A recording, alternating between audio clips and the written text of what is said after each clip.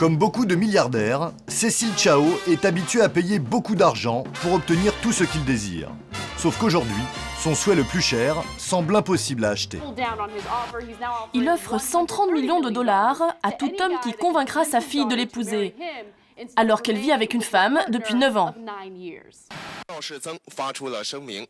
Ces conditions, il faut que le futur marié soit chinois, plus vieux que sa fille Gigi, pas forcément riche, mais il faut que Gigi l'aime. 95 millions d'euros pour convaincre sa fille de revenir dans le droit chemin de l'hétérosexualité. Il avait déjà mis 50 millions sur la table l'année dernière. Des milliers d'hommes avaient posé leur candidature. Mais évidemment, Gigi s'en moque. Elle vit heureuse en ménage avec sa fiancée Sean et n'entend pas céder aux caprices de son père. Gigi nous a donné rendez-vous dans son hélicoptère, au-dessus de la baie de Hong Kong où elle réside. À 34 ans, elle est devenue PDG de l'entreprise familiale, presque aussi riche que son père. Là en bas, vous voyez la piscine, c'est la maison de papa. C'est là que vit ma famille. On dit bonjour à papa. Gigi garde de bons rapports avec son père, mais qu'il se mêle de sa vie privée à coups de millions de dollars, cela commence doucement à l'exaspérer. Qu'est-ce que ça vous fait d'avoir autant de prétendants? Par moments, c'est marrant, parfois c'est pénible. J'essaye de faire en sorte que ça ne me touche pas. Difficile pourtant de garder son calme. Après l'offre de son père, Gigi a reçu des dizaines de milliers de messages de prétendants. Un site entier lui est même consacré. Son titre, « Que puis-je faire pour sauver la santé de Gigi ?» Sous-entendu, la pauvre fille est malade. Des dizaines d'hommes tentent de la faire rêver, avec photos, phrases accrocheuses comme celle-ci. Gigi mérite un vrai homme et des bonnes choses dans la vie. Et vidéos de charme. Pourtant, la jeune fille est claire depuis longtemps. En septembre 2012, à une soirée de gala, elle s'affiche avec Sean devant les photographes. Leur liaison, qui dure alors depuis 7 ans, devient officielle. Vous êtes ensemble? Oui, pas besoin de se cacher, c'est clair et net. Allez-vous vous marier? C'est déjà fait? Les deux femmes se sont unies symboliquement devant la Tour Eiffel, en costume et robe de soirée, et mènent une vie rangée. Pas suffisant pour détendre Cécile, le papa milliardaire. Lui, en revanche, malgré ses leçons de bonnes mœurs à sa fille, est un fier célibataire dont l'une des passions est d'organiser des concours de beauté sur son yacht. Elles sont parfaites, pas trop grandes, pas trop petites, ni trop grosses, ni trop maigres. Cécile Chao accepte de nous recevoir dans sa luxueuse villa de Hong Kong. Bonjour, comment allez-vous? À 77 ans, il a gagné des milliards dans l'immobilier. Et chez lui, ça se voit. Pendant que sa domestique prépare ses manteaux de fourrure, nous admirons le bon goût de ses lustres, sa montre sertie de diamants, et surtout, sa table en bois véritable. Il y a eu 3 charpentiers qui ont vécu chez moi pendant 1 an. Et tout ce qu'ils ont fait, c'est fabriquer cette table. Mais le design, c'est moi. Mais la plus grande fierté de Cécile Chao, c'est conquêtes. Dans la presse People, il affirme régulièrement qu'il a couché avec 10 000 femmes. Oui, c'est la vérité. En sortant avec 3 belles femmes différentes chaque jour, vous savez, c'est possible. J'ai déjà pas mal d'années derrière moi. Un homme libre donc, mais qui ne supporte pas la vie sentimentale de sa fille. Pour lui, son homosexualité n'est qu'un caprice.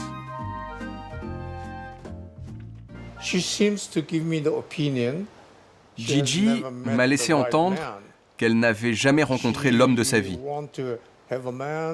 Elle veut un homme intelligent, qui a aussi bien réussi que son père. Elle a beaucoup de mal à trouver un homme comme moi,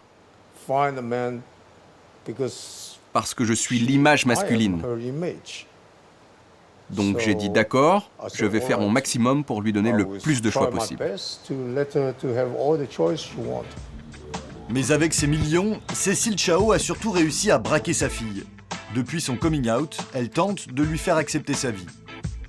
Gigi atterrit et regrette que son père soit à l'image de son pays, encore très conservateur au sujet de l'homosexualité. J'ai essayé de lui dire que j'étais en couple avec Sean, une femme, que j'étais très heureuse. Je lui ai montré des photos de nous en train de courir joyeusement dans Paris, en train de faire du vélo ensemble. D'ailleurs, je vous félicite au passage, j'adore les Vélib. Et non, il ne l'a pas du tout bien pris. Il m'a dit que c'était très mal. Alors, Gigi a utilisé les grands moyens, la presse. Il y a un peu plus d'un mois, elle écrit une lettre ouverte à son père qu'elle publie dans le plus grand journal hongkongais. Cher papa, je regrette que tu ne saches pas à quel point je suis heureuse dans ma vie. J'aime Sean. Je sais que c'est difficile pour toi de le comprendre, mais il te faut l'accepter. Le lendemain, Cécile Chao, touchée, retire sa prime de mariage. Et Gigi devient un symbole de la lutte pour les droits des homosexuels en Chine. La fille a gagné la bataille, mais pas la guerre.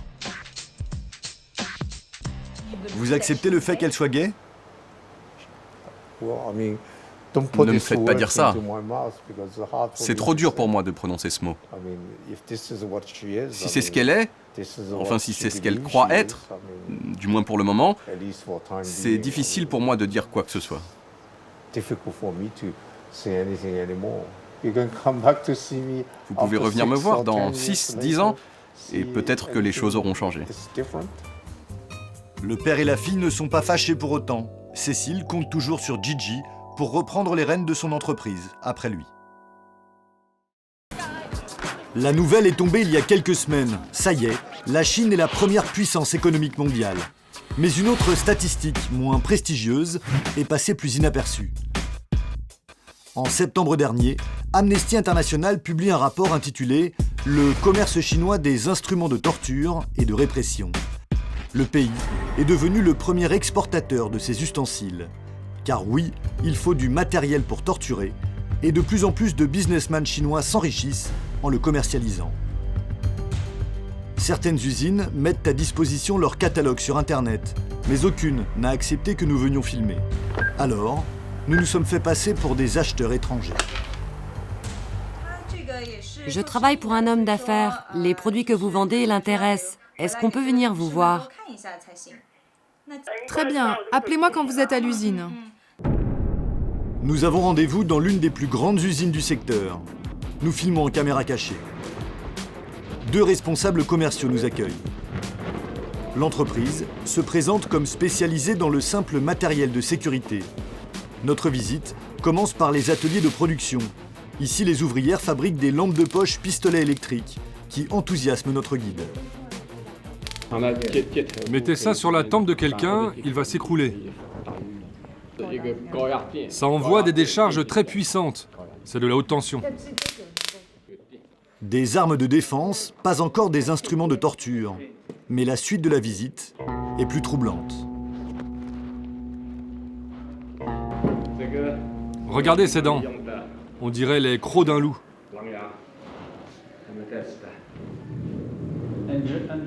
Vous utilisez ça en Chine ? Bien sûr, c'est fait pour les banques, pour les convoyeurs de fonds.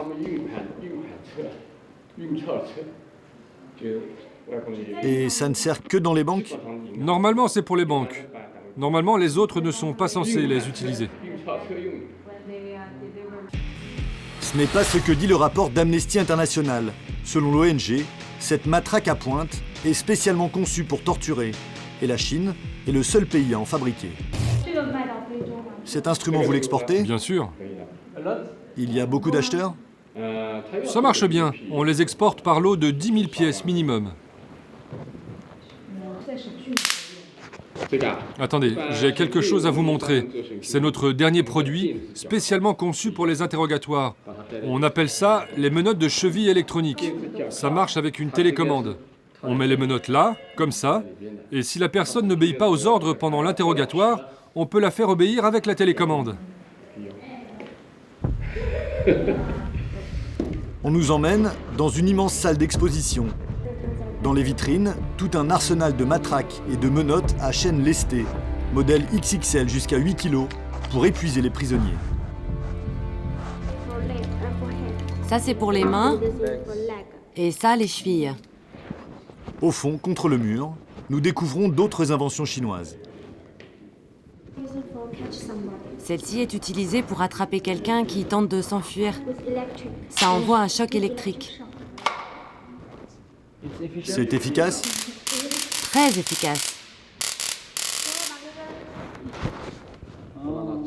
Et celle-ci est équipée de pointes tranchantes. Tout ce que vous voyez ici est utilisé par le gouvernement et par la police chinoise. Et dans les prisons aussi? Tout à fait. Au rez-de-chaussée, les marchandises déjà empaquetées, prêtes à être expédiées. Là, ce sont nos chaises d'interrogatoire. À qui elles sont destinées? Celles-là, on les a vendues à des prisons, des maisons d'arrêt et des tribunaux locaux. Elles sont utilisées pour interroger les suspects, pour leur faire écrire leurs aveux. Ça permet de les intimider, de les contrôler. Quand les suspects ne coopèrent pas, on les attache là et là. Même si ce ne sont que des suspects, s'ils ne sont pas encore coupables? Vous savez, la police chinoise sait ce qu'elle fait. S'ils en sont à ce stade, c'est que la police sait déjà qu'ils sont coupables. Fin de la visite. Tenez, prenez notre catalogue. On a fait une version en anglais et une version en chinois. Peu importe ce que vous voulez, appelez-nous, on fera tout pour répondre à vos attentes. Parmi les clients de ces usines, les autorités chinoises. Certains anciens détenus ont publié ces vidéos et photos sur Internet. Ils ont reconstitué les scènes de torture dont ils ont été victimes dans les prisons ou les commissariats du pays et raconté leurs interrogatoires.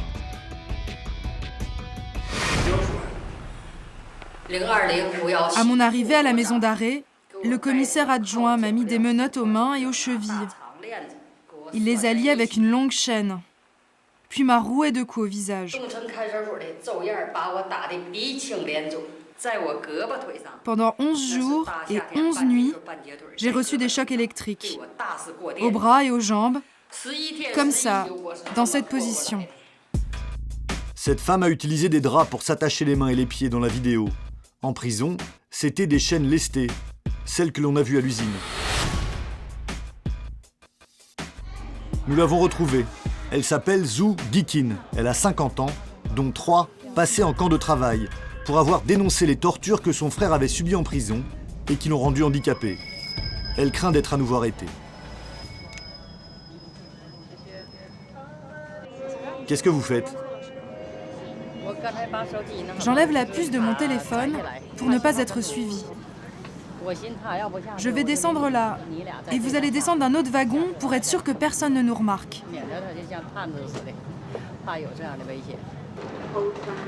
On garde nos distances. Suivez-moi. L'interview se fait dans un restaurant, discrètement. Nous lui montrons les images que nous avons tournées à l'usine.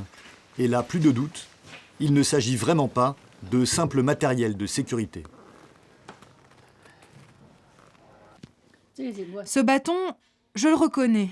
Ils m'ont fait me mettre dos au mur et ils m'ont tabassé avec ce bâton pendant au moins 30 minutes, comme ça, sans s'arrêter. Mes mains étaient menottées.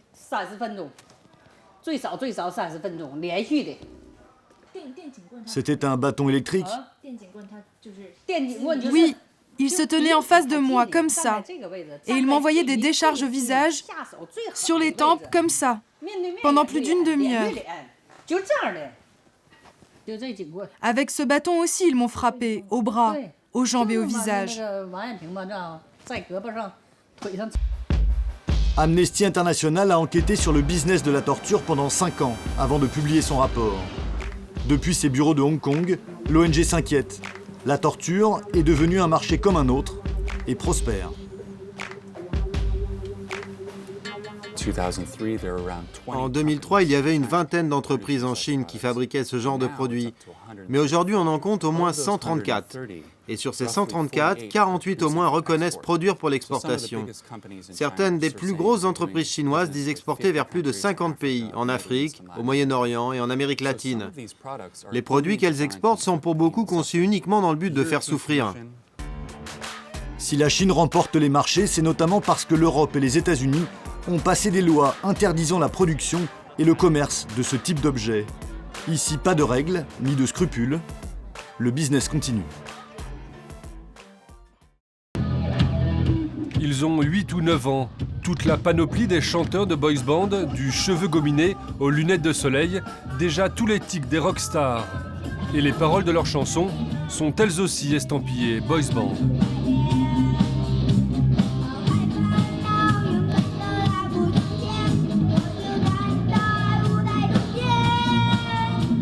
Ils chantent sur une vraie scène, en mandarin. Cela s'appelle la mandopop, la pop musique chinoise.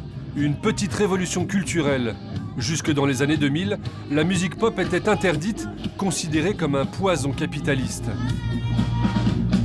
Mais aujourd'hui, fini la censure. La Chine veut répondre au gigantesque succès des stars coréennes et japonaises. Depuis 60 ans, la musique en Chine, c'était ça.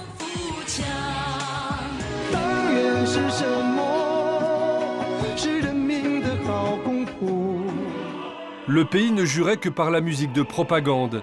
Et celle qui donne le la n'est autre qu'une ancienne soldate de l'armée, la propre femme du premier secrétaire du Parti communiste chinois, le maître du pays. Dans cette vidéo, elle chante la gloire du drapeau rouge.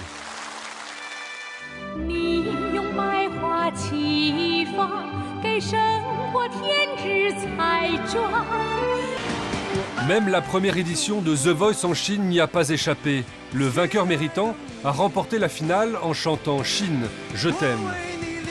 Mais le marché potentiel d'1,5 milliard de fans de musique pop a sans doute fait basculer les autorités chinoises. Aujourd'hui, la Chine investit dans la mandopop. Pour attraper Coréens et Japonais sur le terrain de la mièvrerie, il faut donc fabriquer en urgence des stars en série. L'un des premiers groupes sortis du labo pop, les Seven Sense, en anglais dans le texte.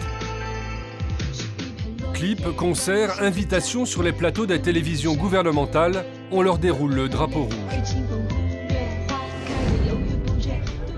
Nous avons rendez-vous avec les Seven Sense à Shenzhen, dans le sud du pays, au siège de leur label. Et évidemment, tout est neuf. La maison de disques a été créée ex nihilo il y a quelques mois à peine. Voici leur producteur qui y croit à fond. Nous sommes en train de bâtir la plus grande maison de disques en Chine pour produire des stars en série.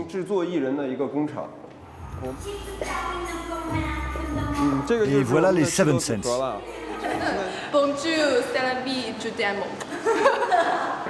Elles aussi y croient. C'est la première fois qu'elles reçoivent une demande d'interview d'un média étranger.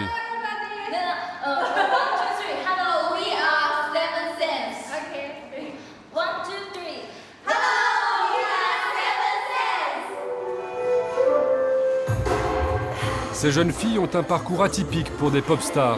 Elles ont été recrutées à la fac, mais elles ont déjà bien compris le business plan de la pop chinoise.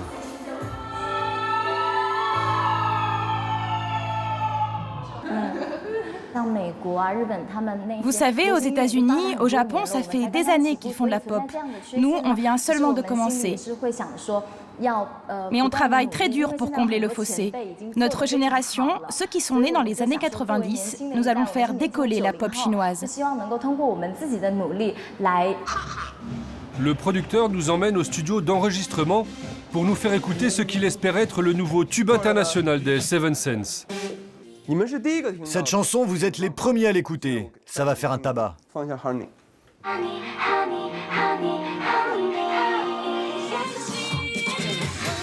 Un refrain accrocheur en anglais. Ce n'est visiblement plus la langue du diable capitaliste. Les paroles sont en chinois.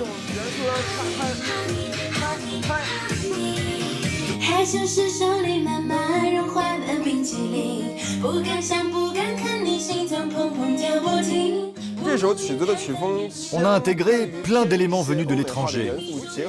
C'est sûr que cette chanson va marcher en dehors des frontières de la Chine. On va inventer la culture de la mandopop, la pop chinoise, et on va imposer ce style. La première étape de cette révolution culturelle a lieu dans ce genre d'endroit, une académie de musique pour enfants. Nous sommes près de Pékin, dans une fabrique de stars pour tout petits, comme il y en a des dizaines dans tout le pays.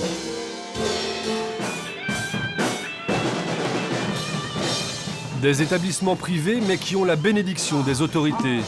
On y applique la méthode chinoise qui a fait ses preuves douteuses en gym ou en natation. Entraînement intensif dès le plus jeune âge.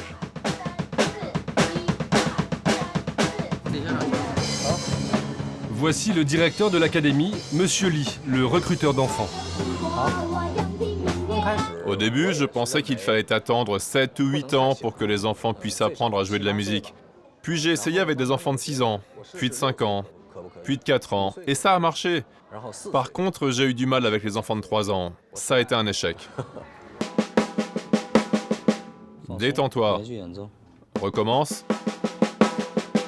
La mandopop fait fureur auprès des enfants, ou à tout le moins auprès de leurs parents. L'académie a plus de 30 000 élèves dans une centaine de villes. C'est la réponse chinoise à la déferlante musicale coréenne. Mais Séoul a plus d'une longueur d'avance. Elle inonde déjà le monde entier de ses boys bands avec une particularité. Les groupes coréens accueillent en leur sein des chanteurs étrangers pour mieux gagner le cœur de leur public respectif, y compris en Chine. Ce jour-là, le groupe EXO a réquisitionné le Nid d'Oiseau à Pékin, le stade des Jeux Olympiques de 2008. 80 000 fans sont là pour les acclamer. Ils ont leur chouchou, Lei, le chanteur chinois. Salut à tous! Je m'appelle Lei. Je suis tellement heureux d'être à Pékin. J'ai même préparé un petit discours dans le dialecte pékinois. Succès assuré. Il faut qu'on trouve notre propre style, qu'on développe notre propre musique pop. Et je suis sûre qu'on va dépasser les Coréens. Un jour, notre musique sera comme la leur. Elle fera le tour du monde.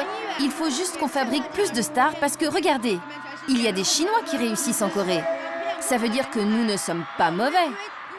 Nous sommes très intelligents. Les Chinois sont les plus intelligents. Le meilleur peuple au monde. Rien que ça. Pékin aligne ses divisions de nouveaux chanteurs à la voix aiguë qui vont venir s'engouffrer dans le marché déjà hyper saturé de la musique pop asiatique.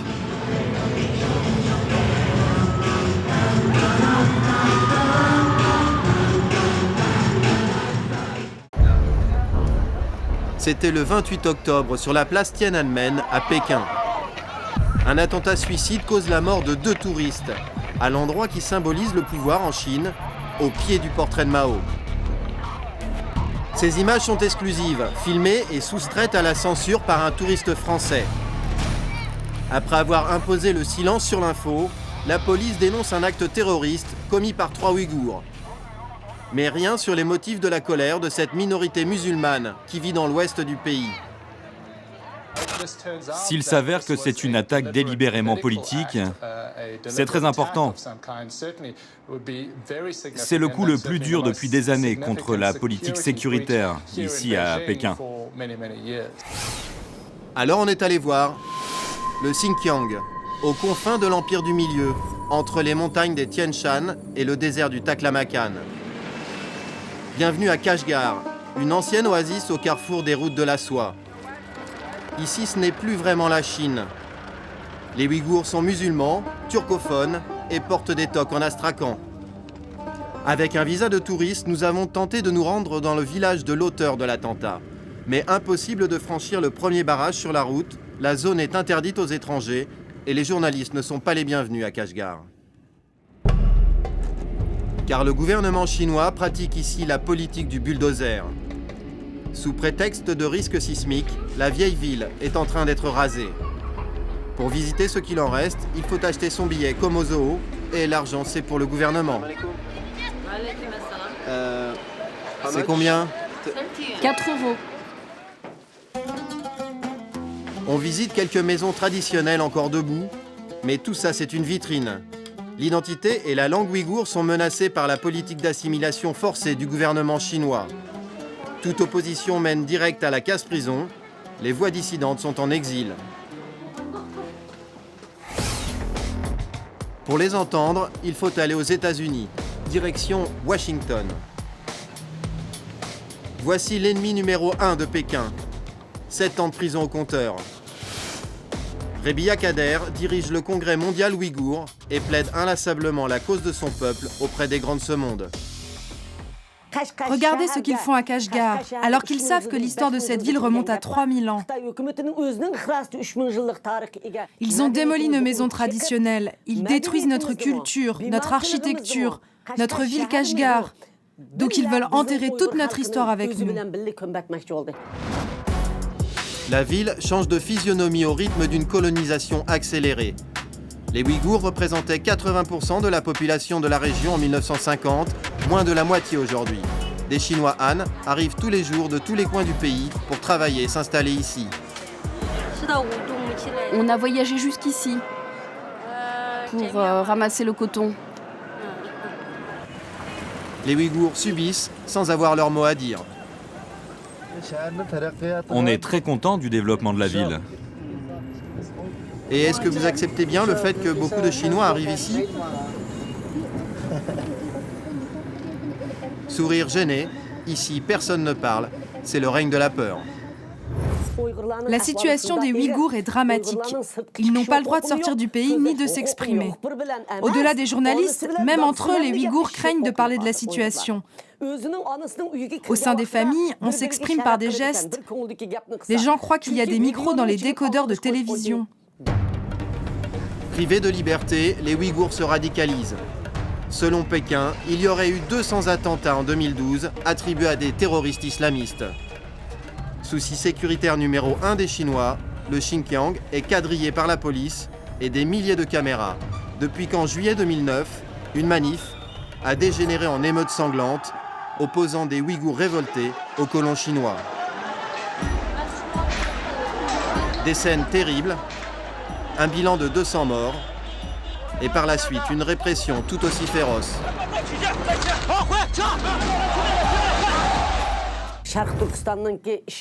On sait que dans les prisons de la région et ailleurs, il y a 40 000 prisonniers politiques ouïghours. Et 80% de ces prisonniers sont des jeunes. Certains de ces jeunes ont carrément disparu, comme Imam Mehmet Ali, 22 ans à l'époque. Nous avons pu parler à sa mère. Son combat pour le retrouver lui vaut de vivre sous surveillance policière permanente. Ils m'ont dit que mon téléphone était sous surveillance. Là, en ce moment, ils sont certainement en train de nous écouter. En 2010, au mois de mars, j'ai demandé aux policiers « Pourquoi tu me surveilles ? Pourquoi tu ne me donnes pas plutôt des nouvelles de mon fils ?» Le résultat, c'est qu'ils m'ont mis en prison pendant 10 jours, simplement pour les avoir questionnés. Plusieurs dizaines de disparus ont été recensés par le Congrès mondial ouïghour. Dans ce quartier populaire de Kashgar, nous avons pu rencontrer une autre de ses mères qui défie les autorités. Son fils a lui aussi été arrêté en juillet 2009. Depuis ce moment-là, on n'a plus de nouvelles de mon fils. Je suis allée jusqu'à Pékin pour savoir. Là-bas, des policiers d'ici nous ont retrouvés. Ils nous ont dit qu'ils allaient régler le problème eux-mêmes et ils nous ont raccompagnés jusqu'ici. Depuis, je suis allée à la capitale de la région 5 ou 6 fois. J'ai tout vendu, les tapis, les bijoux. Je n'ai plus rien, mais je n'ai toujours pas de nouvelles de mon fils. Pendant que nous parlons, des membres du comité de quartier s'invitent dans la maison. Et ils écoutent son récit sans broncher. Depuis ce temps-là, on cherche. Personne ne m'a dit si mon fils était vivant ou s'il avait été tué quelque part en prison. Là, je suis malheureuse. Si je dois mourir, que Dieu prenne ma vie. Je mourrai. Ne dites pas ça. Je souffre trop. Un milicien est entré à son tour. Son téléphone et son talkie-walkie se mettent à sonner. Ça commence à sentir le roussi. À la sortie de l'interview, nous serons arrêtés par la police des étrangers. Une journée au poste, visa annulé. Pendant ce temps-là, à 5 heures de route, un commissariat sera attaqué à l'arme blanche par des Ouïghours en colère. Bilan 11 morts, dont 2 policiers. Pour nous, ce sera un retour sous escorte à l'aéroport. La priorité pour les Chinois, c'est silence radio sur les Ouïghours. Bye bye Kashgar.